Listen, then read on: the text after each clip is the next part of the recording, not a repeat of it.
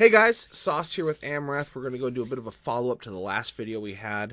Mostly just go over some changes we've noticed on the forums, go over some stuff that actually was posted by Roland in direction to Skippy to kind of answer a few questions as far as, where's A17, when's that going to happen? First of all, Amrath, how you doing, man? I'm not too bad, matey. It's been a hectic couple of months, hasn't it, from the Fun Pimps in terms of A17. There's been a lot of backwards and forwards from people looking at what they've been saying of, it's July, it's August, where is 17? And hopefully we'll help them identify where the problems are in this little podcast. So I'm going to go ahead, like I said, we're going to open up with the reply from Roland to Skippy. And to kind of give you an idea, Skippy had said, hey, I saw that it's done when it's done. I'm kind of paraphrasing here, but basically it's like, what does that mean? Because this means that's what this means to me. What do you mean by that when you say that? And so don't read too much into that, obviously. So what it is from Roland, and I'm reading this. Hey, Skippy. No disrespect meant. I know not everyone reads every single post as they try to catch up on all the posts, so I will break it down for you and everyone else who are wondering what happened. In June, Mad Mole said in a video that he was hopeful that they would be done with A17 by the end of July. He admitted that it was a guess, but that it was his estimate on what he felt would be possible. In early July, the team made the choice to upgrade to Unity 2018.2 because at first glance it appeared that it would have some solid performance benefits and no major inconsistencies from the previous version. It was a risk, but one that they felt was worth it for the benefits. They were right about the benefits, but they were wrong about inconsistencies. It turned out their shaders became incompatible and needed to be redone. This caused a delay much longer than they anticipated. Towards the end of July, as people were submitting bug fixes and uploading new art assets from their local builds to the shared build, the magnitude of new art assets overwhelmed the atlases that they use. This has caused another unforeseen delay as they have had to find an alternative solution to be able to include all the new art in the game. They have found a solution and are doing that conversion. The bad news is the delay it caused, but the good news is that all the new content will be included in A17 is awesome and will be able to be supported. At the end of July, when I knew that Mad Mole's guess was going to be wrong, I changed the date to August, which caused an eruption from a segment of the community who thought that, quote, hope, and, quote, guess, and, quote, estimate really meant, quote, promise, and, quote, vow, and, quote, set in stone. Then when August 1st came and all the, quote, it's August, where is it posts started appearing, I changed it to, quote, August, or, so that people would know that even August was just an estimate. But people went ballistic, and the dev diary went off the rails. I had to move over 150 posts out of this thread, all because some people couldn't understand the difference between maybe and definitely. That is how it's done when it's done came about. I realized that the immature segment would never understand the concept of, quote, estimate, and if they were going to be mad no matter what, then I didn't have to deal with constantly updating the date. I added the smile because someone thought the phrase sounded petulant and passive-aggressive, and smileys always make forum posts better, right? But now, LOL, we have people trying to assign special meaning to the smiley. It will be done just as soon as the unforeseen issues are handled and the known bugs that are considered showstoppers are squished. There aren't going to be any more Unity updates before A17, and they know the full extent of the massive amount of new content and have a framework that can support it all. They are not holding out on us and stringing us along. They will get it into our hands at the soonest possible moment they can. Thoughts on this from you, Amrath? Well, this is one of the things. I mean, they just took the decision to say, right, hang on, Unity, which is the proprietary engine they're using for developing this game, they've updated their systems. They went from Unity 4 to 5 in 16.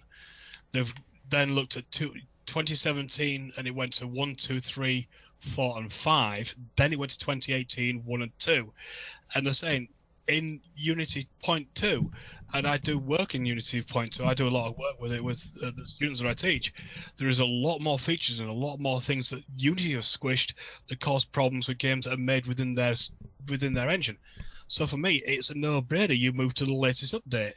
And unfortunately, because of all the content, and don't forget, they don't actually have a central headquarters. They're relying on people from around, I think it's from around America. I think they have actually makers in the UK and in Europe as well that send these content over. So it's got to fit together. And as soon as they update the engine to 2018.2, it says, well, hang on a minute, our shaders are not working correctly. You're getting this lightly, you're getting this, you're getting that. We've got to fix that. If we put it out as it is now, because we said we're putting it out in August, we're going to lose more people because we've just released something that I won't name a game. My students will know the game I hate with a passion. We release something so terrible, we're going to turn more people off than we will gain. So let's just say, look, and he didn't say it was coming out. He says we're hoping it'll come out. So people, like as they say, hope is not will.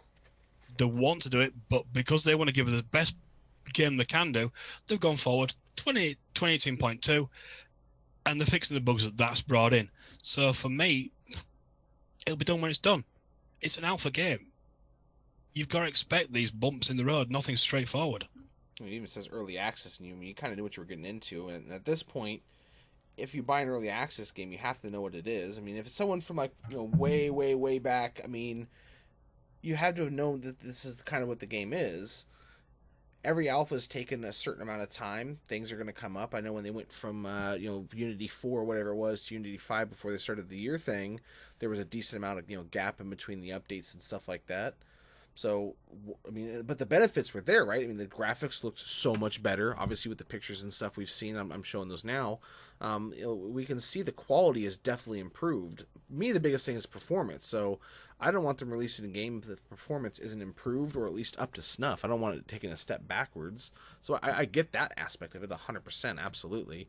I've never been the person that's like posting on on Facebook or on the forums complaining like, hey, where the fuck is this? Why is this? I'm not the one that goes on there and complains at all. I mean, that's not me. So I don't agree with that half the community, but I do share, at least to some extent, their frustration. It's like, I felt like when he said that, I did hear this is when it's going to happen. I think part of the problem is, in the past, for the most part, he's never really given a definitive, okay, this is when this is coming out.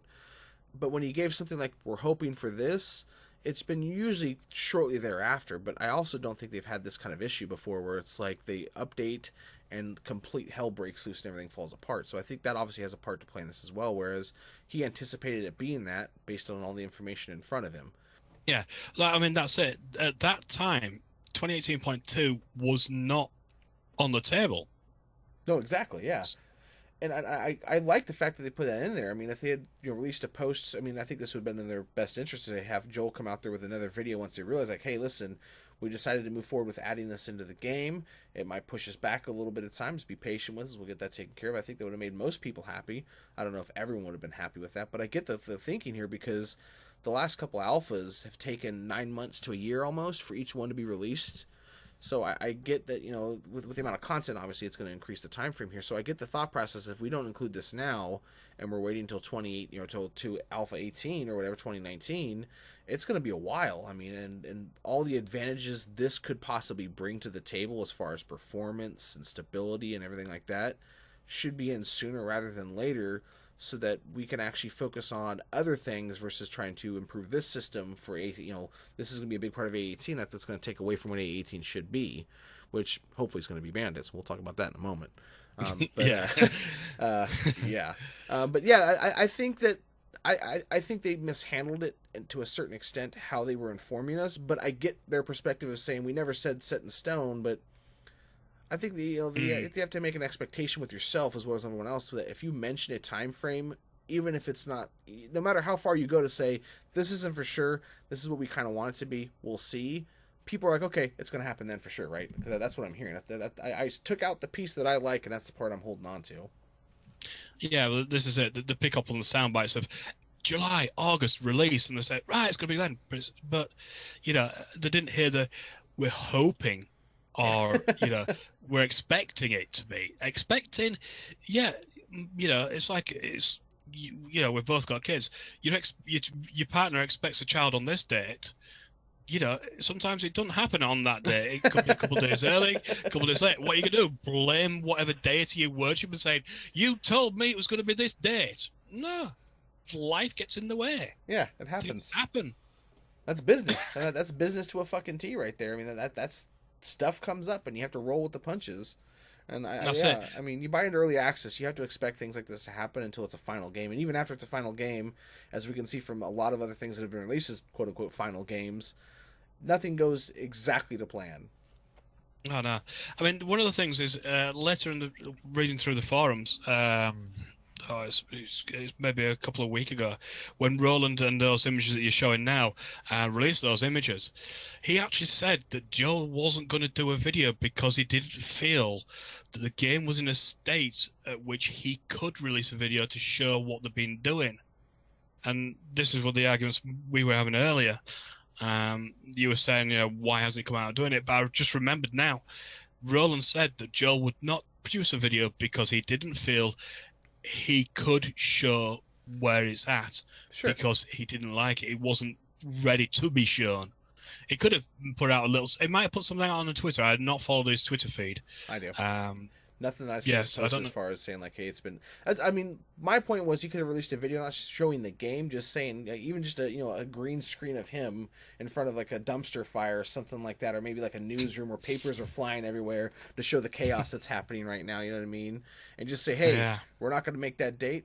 We want to give you the best game possible, so give us a little bit of time and we're going to deliver for you, just Aaron Rodgers, RELAX, I don't know, maybe he's got his head so far into the actual engine that he can't see, He's under the vehicle right now working on it. Well, this is it. It's like I said, there's so many people dotted around it. I don't think the Fun Pimps actually have a central dev base. I think they're all remote. Yeah, he's talked about that before. I think a few of them live nearby each other, but I don't think any of them live like all of them live on one central area like you're describing. Yeah, so it's coordinating those people and this, that, and the other. It's a massive strain, and like for me, it's when it's done. I just hope, it's sooner rather than later, and I think when it comes out, people will turn around and say, "Well, actually, I'm glad they took the time." Yeah. And they put it out, and it is as good as it says. I mean, those images, like I say, they're showing now, they look absolutely sweet as God knows what. It's like when you see 7 Days in its first connotation in Alpha 1. Oh God! And compare it to Alpha 15, it's night and day difference. Yep. And hopefully we're going to get something like that, because I know Unity 2018.2 has a lot of stuff, and Unity are buying a load of developer stuff as they go and add it into their engine as well. So there's a lot that Unity have done to increase the capabilities. So there is a lot going on in the background that, people are blaming the Fun Pimps, but they're using a proprietary engine. So if the developers of the engine say, here's a new release, and the shit's on your doorstep, you got to jump over the thing, else you're going to go straight through it. Oh yeah, absolutely. Like, I mean, the biggest the change you're referring to, and I don't know for sure. I think it was 11 to 12 or 10 to 11. I don't remember which one it was, but the change in quality was fucking huge, man. I mean, just it looked like a brand new game because of just the change. Because that old style was just really blocky, and it was just a slight step above Minecraft, and not even by very much. And the way it looks now, by comparison, is just you can't even tell they're the same game at all anymore. If it wasn't for the logo on the front of the box, you wouldn't know it. That's it. So for me, yes, it's frustrating because I'm on holidays at this moment in time, so I would have loved to get my teeth into 17 and really do something. But I'm going to be back teaching, and I'm not going to have that too much time. But it's still going to give me something to look forward to. At the end of the day, it's coming out. We know it's coming. We just have to wait. Absolutely. So let's go ahead and dig into this new stuff they put on here. They actually did a really cool thing for us and for everyone else as well, obviously, where they actually highlighted with a specific color green, as well as obviously adding the date at the end, so they can show the changes that have been made to the feature list. We'll kind of do like we did before. We'll kind of go through each section, one by one, and kind of go back and forth on it. So the first change here is in weapon overhaul that I see, and if I'm wrong, feel free to correct me there, Amrath. But it looks like there's 6 tiers of weapons. Each tier determines how many mods can be attached and durability, and then weapon damage determined by mods and skill, not weapon tier level. So what that tells me is that they're still maintaining the current system where if you're at 1 with rifles or you're at 100 with rifles, the person with 100 is going to do 100, maybe not scaling like that 100 times, but they're going to do drastically more damage with that rifle versus someone that has no skill whatsoever, which is something I think makes this game really, really good, as you have to put forth the effort and everything. The 6 tiers of weapons, it sounds like they're kind of sticking with the old system there a little bit, in as much as like the quality level, because I think you even said in one of the screenshots you can actually see a number. Some items that have the numerical value, the full up to 600 numerical value. On some items that don't, what Joel said in one of the videos is they're getting rid of the numerical value, still having the color code, which is obviously the 6 tiers that they're keeping in there, but they're doing away with the numbers. Now, for what I can see on that last point, the weapon damage determined by mods and skills and not weapon tier level means exactly as you say. The more times you shoot a sniper rifle and the higher you get your skill in it, the more damage you're going to do. Not like someone picks up I just picked up a level, for argument's sake, level purple sniper rifle, and I'm only level 1 in the game.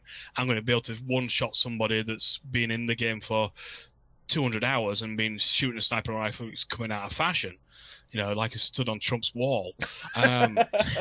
That's what I'm seeing there. So I think that's going to be really, really good. That to be good at something, you're going to have to constantly use it, not just sheer luck of picking it up out of a barrel and Bob's your uncle. You got a purple level crossbow and you're going to kill everything in one shot. That's what I'm taking away from it. And I like the fact they're incorporating the mods, because I don't know everything about the mods. I don't believe you've shown really much of anything other than like the extended mags as well as the scopes and stuff, to my knowledge or to my memory. But it seems like it looks like they're looking to incorporate damage modifier mods where it actually increases the. I don't know what those would be because I'm not a gun expert here. I'm just American. But best I. I thought you would be. Yeah. Common misconception, my friend. No, but I mean, from what I can tell, I'm assuming that's something that changes the receiver or something like that increases the damage. Like maybe it's more penetration of armor. So basically, you have like hollow tips or whatever they might be that penetrate armor, but they don't do like a damage over time or something like that. Or maybe you have like a bullet that doesn't penetrate armor but is damage, something along those lines. I would love to see something like that incorporated, because it adds that much more of an RPG element that I think this game really. I don't want to say that it's missing, because I don't think it's missing it, but I think it really benefits the game and sets it apart even more from its competitors. Yeah, I mean, one of the things that it did show in terms of weapon mods that I have seen is that you can increase the rate of fire of the weapons. You can increase the magazine size of the weapons. You can change out and put on different scopes for the weapons. He did talk about putting a choke on a shotgun, for instance, and a duck bill on a shotgun. There were them talks in there. The problem that I saw was that we're using assets they bought from the Unity store just to placehold fill. I think he actually had the spring as one of the attachments before. I've no doubt you'll find that and show that one. But yeah, it looks like you can really, really make a difference with your weapons by putting different attachments on. And it sounds like that they're saying, many mods can be attached and durability depending on each tier. So if you have an orange tier weapon, you only can put, maybe not even able to put one mod on it. You go to the next tier, you might be able to put one on, and up to purple where you can put 6 on. So that was going to make it very, very interesting. That it's almost like customizing your own guns to the greatest extent for different situations. So going forward here, the progression overhaul, and this is something I'm kind of interested to see how they're going to handle, because best I can tell, they're completely, literally overhauling the entire system, modifying everything, at least as much as like wellness and things of that nature. So first of all, the big standout here is the obviously inventory size. People have been clamoring for a long time for more inventory space because they don't have enough, they think, and I tend to agree to a certain point. I think a little bit more would be nice, but I think there's very creative ways to do that. I have a lot of my ideas. Joel, hit me up. I'll tell you what they are. So the first one, obviously, strength attribute affects inventory size. And essentially what that means is the higher your strength is, the more shit you can carry. And I'm assuming, because based on what it says here, must do activities in category to improve the category and unlock perks in that category. I'm assuming that your strength activity allows you to unlock perks that actually expands upon that. I think we looked up something earlier, I don't know if it's on this list per se, that basically said that you'd have like the bottom 2 of of your inventory locked, right? Yeah, it's in the bottom of 17 changes and fixes list. That's what it is. Okay, so 1 line of inventory slots added to backpack, but it was added to backpack. Okay, but bottom 2 lines locked at start. So yeah, so basically what I was wanting is here. In fact, gasp. Who would have thought? But so basically, you basically lose 1 line from what you would originally have had in A16, but you have the potential to gain 1 more should you actually put the effort into that strength. So I'm pretty sure we're all going to be hitting the gym for that one. And then the other thing is not enough skill points to buy everything. Special agent is the vision. I think that's already been kind of in the game, but my hope is what they were saying by this is they're going to really laser focus that into a better position, because right now you can, for the most part, put forth the effort to get almost everything. I've never had an issue not getting everything I wanted, but I couldn't specialize into everything. I never really tried, but based on the points I had, I'm fairly certain I could have gotten enough to be building and fighting and PvPing and not have to worry about it.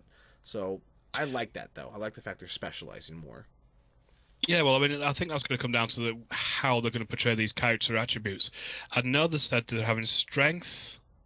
I don't think it was dexterity. I think it was agility that he was saying they're bringing in, and that kind of thing. So they're taking a lot of the RPG elementation side of things where you've got to put it in. So I think that's where you're going to be putting some skill points as well. So you can up your strength or you can up your agility. So obviously your agility is going to be how fast you can move or how quickly you can search through objects and things like that and the other. And then, like it says, must do activities can unlock perks. So for instance, at this moment in time, scavenging, you can start off with quality Joe. When you get to 10, isn't it? I think it is. So when your scavenging gets to 10, you can unlock Quality Joe, which gives you a higher tier quality item that you can buy. Well, the chance the item increases the quality or whatever, like plus 50 or something, 25. Yeah. That's it. So I think that is going to change slightly. So that's where, that kind of thing is going to change. So for instance, I know in a couple of mods you've got the normal bow, then you can go to an iron bow and to the crossbow, and then you can get the different types of arrows. And I think the more you do archer, for instance, will give you the different types of bows or the different types of arrows. You're not going to get it straight away. So it's not. And this is one of the arguments we had. I don't know if it's an argument, but it was a conversation we were talking about. We have discussions. Where we used to, with discussions, yeah. Mommy You spam crafted. Yeah. You spam crafted your axe to take that up. In 15, the amount of times I stood on top of a bloody the apartment building, spam crafting axes and just throwing them off the building side. Just to get rid of them. And it's like, well, that's me at level 600 on night 1. Yep. And I loved how they got rid of that bit, and I don't think they're going to be bringing it back in that per se.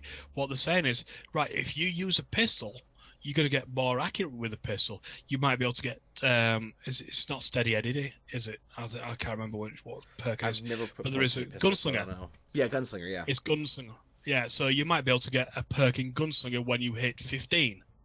And I think that's the way that it goes, and that's what I think they're going to try and bring into it. So it's going to be interesting, because I know, like I said, the different attributes, you're going to have to really, really specialize your character. So if you're going to be, like we're saying in the PvE series we're looking at, the scavengers, they're going to have to put their strength up to maximum no matter what, because they're going to be coming back with a P. Here's a jar. I was reading the lines above, the two white lines above in the progression overall, improving old skill system with a more robust and optimized framework. So they're optimizing the framework for skills, also designed to work with items and buffs. So that's saying that you can get buffs, that help you speed up your search and bits and pieces like that.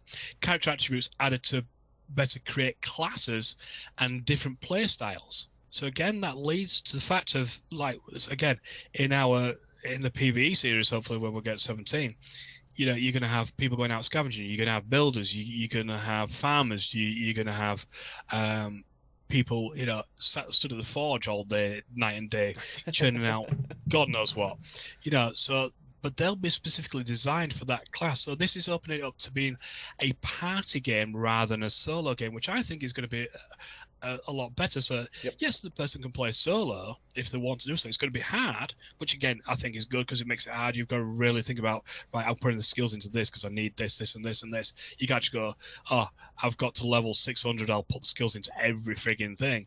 It's not going to get to the point. I think you're going to have a cutoff point where you're going to get no more skills. You've really got to say, right, that's it, I'm going to focus down. Like your Nomad series that you've been doing, you're going to have to put into scavenging, because you definitely need scavenging. You definitely need your strength, because you're going to be carrying all your shit with you. So you'd have to really narrow down your focus of, what am I doing? What's my role within the system? And even then, kind of touch on that, the solo thing. It's going to be way harder which is going to force you to have to, unless you're playing on a solo game, and I think most people are going to be playing on servers, obviously, you have to really approach that communal aspect of it. Like, okay, so I'm kind of good at this and good at that. I need to kind of specialize with my last few levels here to kind of set myself apart from everybody else as best I can. But that's going to mean you're going to have to trade. And so I think you're going to see a lot more trading cropping up, which is good for a community thing, because people that play by themselves and never interact with anybody ever, but still are playing on servers where there's other people, why the fuck are you there to begin with? Okay, if you want to be a by yourself and a hermit, go be a hermit on your own server, you weird fuck. Second of all, you know what I mean? If you're not having to interact with people, I think you lose one of the better aspects of this game of having to cooperate with people. So I think that helps it, because a lot of people play this game because they want to feel like the experience of being in, Walking Dead and all those, movies and all the series and stuff like that revolving around this type of, apocalyptic world. And a lot of that always involves your interactions with the people in the world. Zombies are always just kind of a setting or a backdrop. They're never really the focus of those movies. It's the interaction with everyone around them. Yeah, it's your survival and how you exactly interact with people to ensure that you do survive. Whether you kill the person next to you, or whether you help the person next to you, then in turn helps you. Mm-hmm. It's those types of things. So then, kind of letting this kind of transition into the next one, the party quests will provide XP sharing when party members stay close to each other.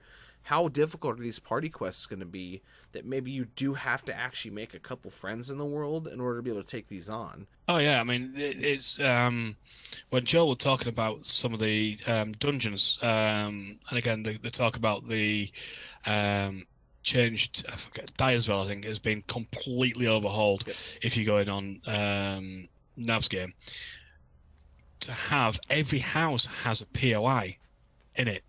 Every house is a new POI dungeon. Yep. And he's saying, you're gonna have to get through all these dungeons to the end boss, in essence, to actually complete it. Now, these end bosses, it's not going to be a case of bang bang, end boss is dead, I've got the reward, we're off. Not like WoW. It's going to take some going through. And this is going back to the video we did before, where you said about nerd pulling up to the top of the tower. I don't think that's going to be, that's not going to be able to be done. I think there's going to be things in place that realistically, unless you really, really want to try and break the game. Moving forward here to the next part, and this is the part that I really like. The training world section, random generated worlds are now 8,000 by 8,000 meters. I believe they were 10K before, 10K by 10K, right? And so world's been shrunk a little bit, but I like that. So that tells me they're being performance focused with this. They're wanting to make the performance a little bit better. And B, that's bringing everybody in a little tighter and closer. Means I get to kill more people. Nothing wrong with that. And the other part, this is my favorite, is random maps assigned a county name for multiplayer server games in order to hide the actual seed name. That's something I understand why they didn't incorporate it to begin with, because I don't think they realize the ramifications of it. Because currently, and I've tested this before, you have to go over 13 characters, and I don't believe they fixed it.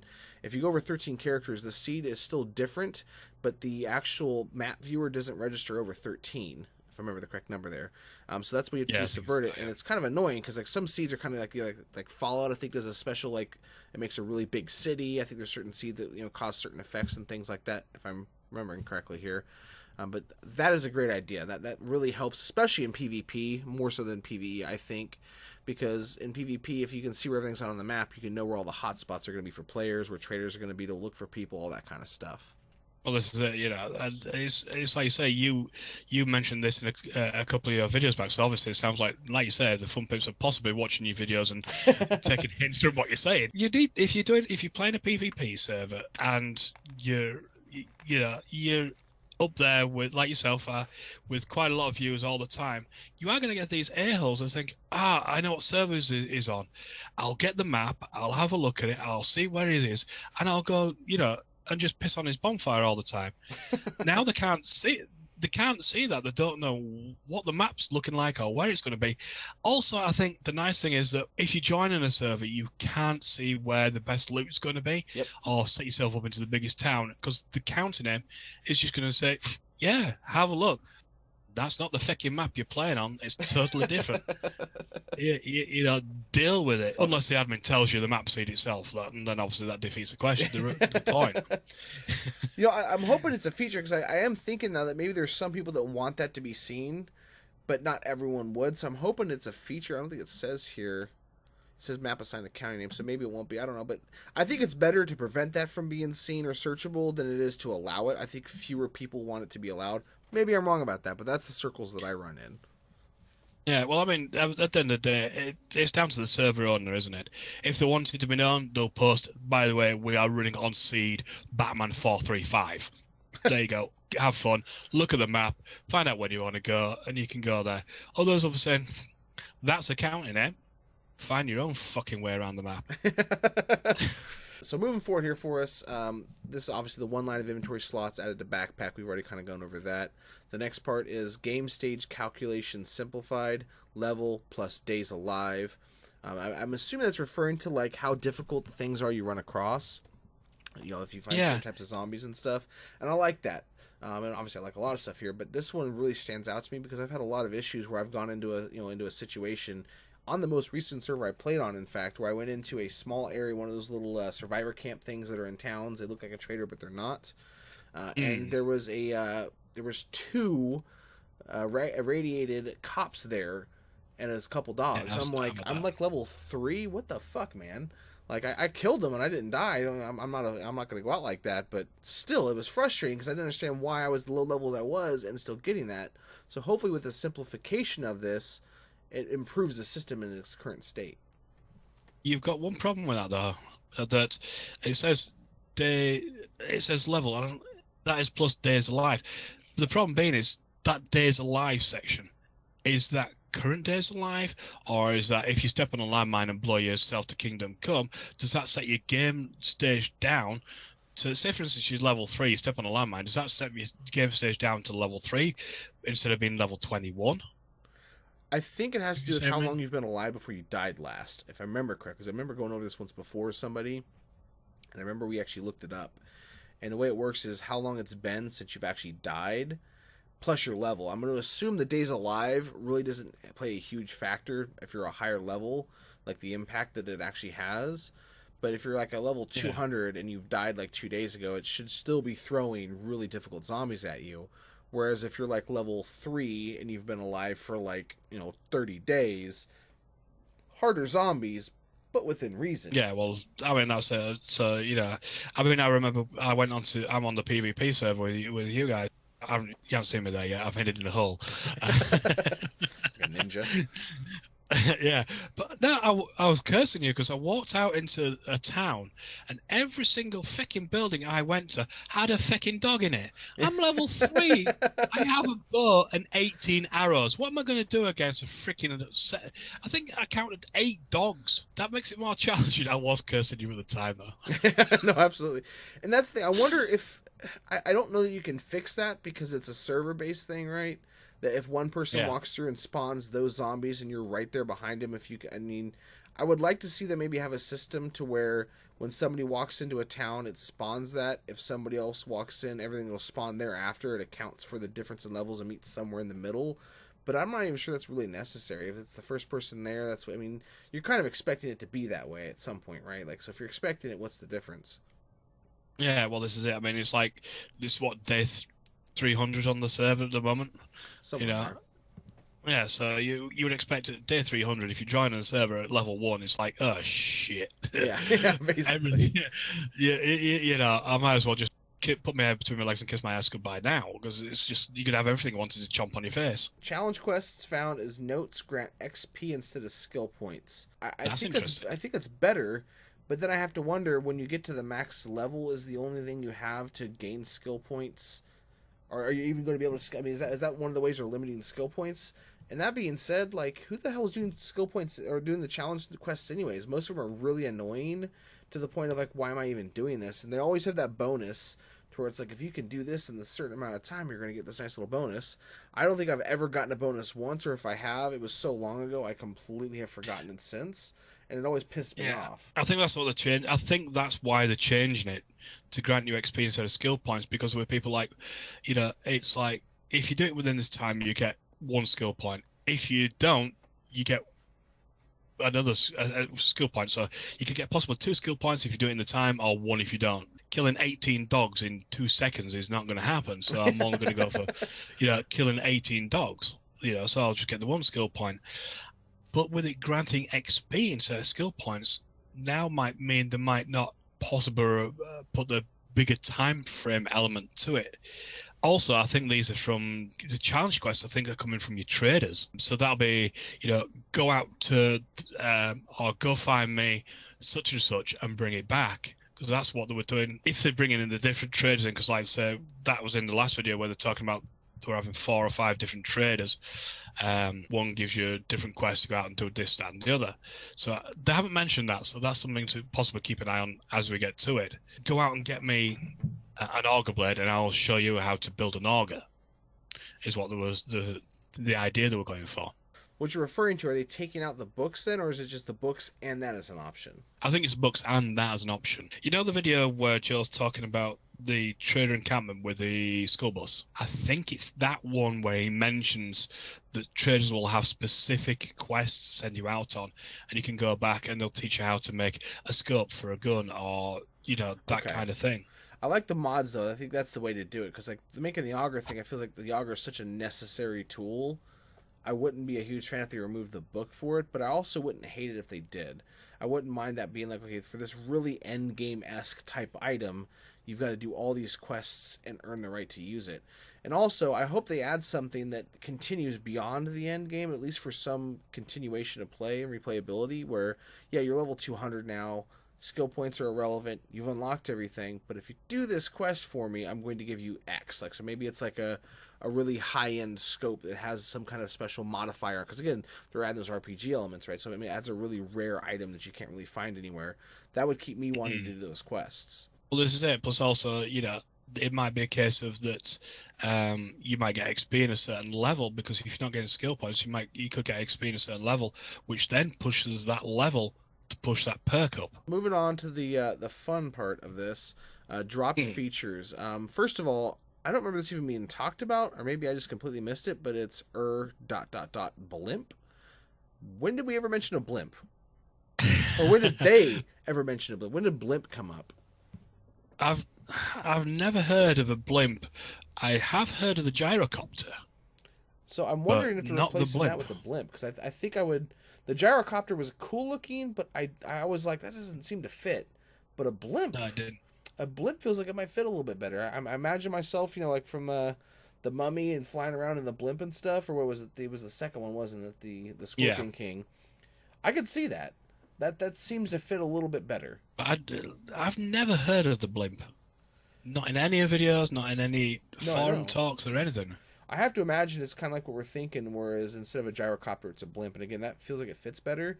But at the same time, is it going to be done right? Because a blimp should be big, right? It should be like maybe not a full-on Zeppelin, coming down in LA, on fire or whatever. But something where it's, or was that New York? I can never remember. But something where you could get like 6 or 7 people standing on top of it, moving around. But can the system even handle that? Because you look at something like like Empyrean or even Ark, when you're standing on a platform and the thing's moving, you're falling all over the place and glitching and stuff like that. So I don't know that Unity can handle that or not. I mean, I'd be surprised if it could. I don't know.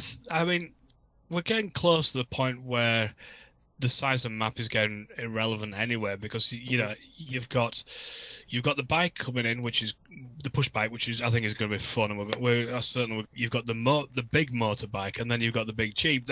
This means getting from A to B is just going to be child's play. You bring in a gyrocopter or a blimp, it's over. Oh look, I want to go from one side of the map to the other.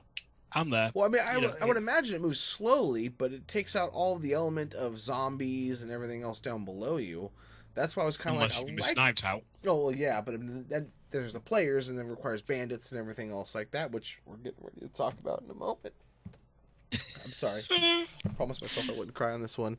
Enough hot blip talk. Bandits officially postponed to A18. This is kind of what we went back and forth on, you and I, and you were, ever the optimist and saying, no, see, look at this, and I'm just, being the complete pessimist that I am, that I don't know so how I was right until this point. Yeah, you were. I wasn't gonna say it, you know what I mean? I wasn't gonna let the I told you so. yeah, I told you so. But I mean, I had that feeling in my spine, that little tingle right there on the back of my neck, where it's like, Joel's not really mentioning this right now, so clearly it's not going to happen. But I could feel it coming because it's happened so many times where I've been lied to so many times, and I don't want to say it's lied because it's they want to do it. They're just having a hard time getting it in. But I have to imagine the reason Bandits hit the cutting room floor this time was because of the problems they had with the new shaders.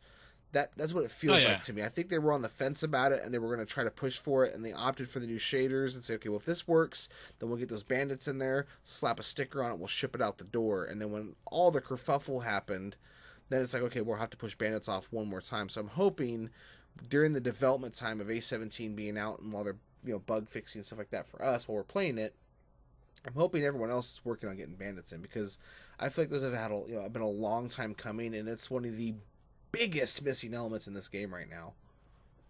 Yeah, it's certainly doable.